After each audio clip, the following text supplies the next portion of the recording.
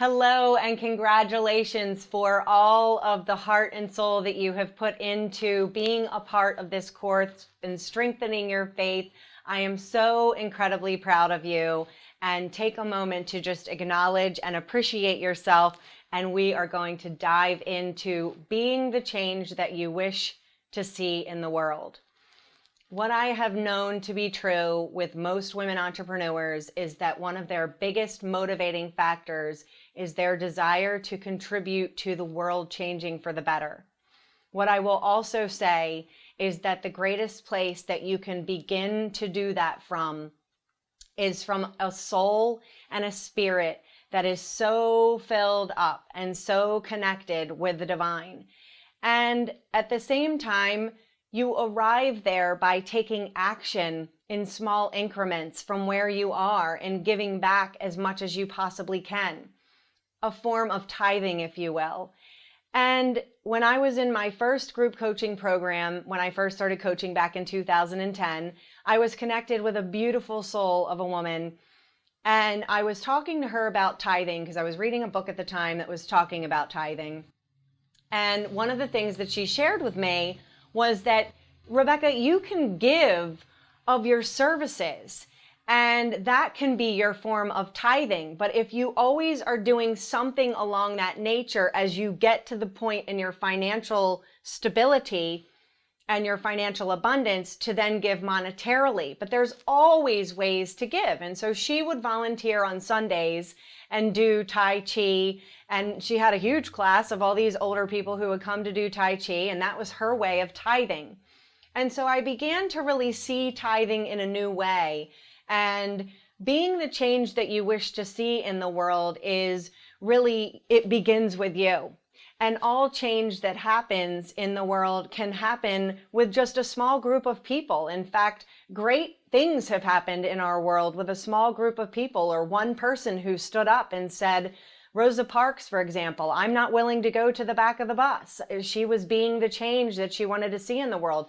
Dr. Martin Luther King, another perfect example of being the change of what he wanted to see in the world. In fact, he shared, I have a dream. And then he shared what his dream was, which was a dream that was in the hearts of many other people. But I do know to be true that you can't really give forth and forward something that you haven't identified coming from a place of richness already within. So if you're struggling financially, it's not time for you to necessarily give financially. It could be a demonstration of you giving a certain amount, but what I find far too often is that women give more than they have, and they do it from a place of lack, and they do it from a place of scarcity or fear.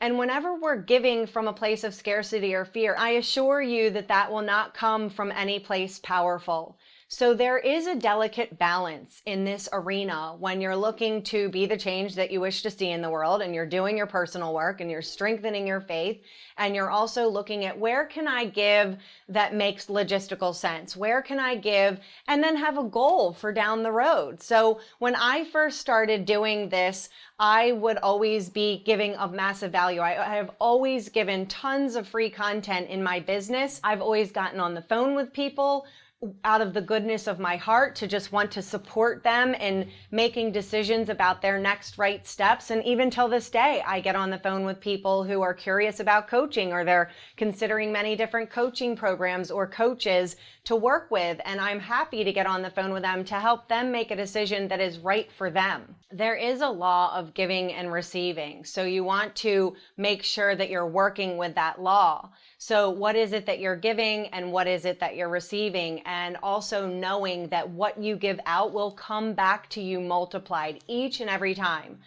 What you do need to know is that when you do give something out, you need to give it without expectation. You give from the heart. You give from this place of filled upness, from generosity. And then when you do that, you detach from how it's going to come back to you multiplied. When I gave the conch shell away in the last video story, I didn't expect that the conch shells were going to roll up like that. I was hoping, but I wasn't expecting, and there's a difference there. But many times when you give something out, abundance will return to you multiplied in other ways. And also, in the invisible. So really having a deep level of trust that I'm giving out. I have no attachment to the expectation of what this person is going to reciprocate, or if this person is even going to reciprocate at all. And then having that trust that it will come back to you, that abundance, that love, that support, all of it will come back to you multiplied.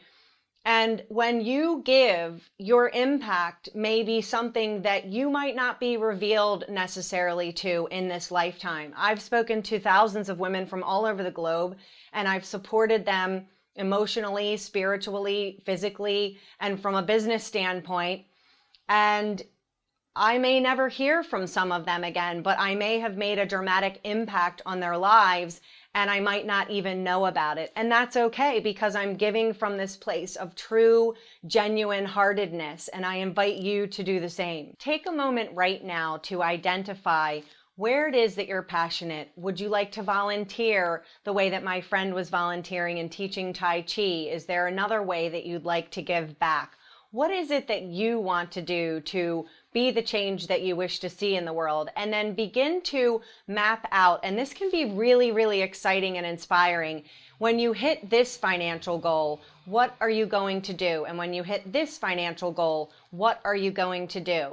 One of the charities that I believe in and support is Allies Against Slavery. It's an anti-human trafficking nonprofit that is just really developed a beautiful blueprint to end human trafficking, and then take their blueprint into other cities in the United States and eventually around the world to end this chronic issue that there is. And so I'm really passionate about contributing to that and supporting that, and a percentage of all of the money that I make goes towards Allies Against Slavery. And if you're interested in supporting them, I certainly encourage you to do so, and you can go to alliesagainstslavery.org.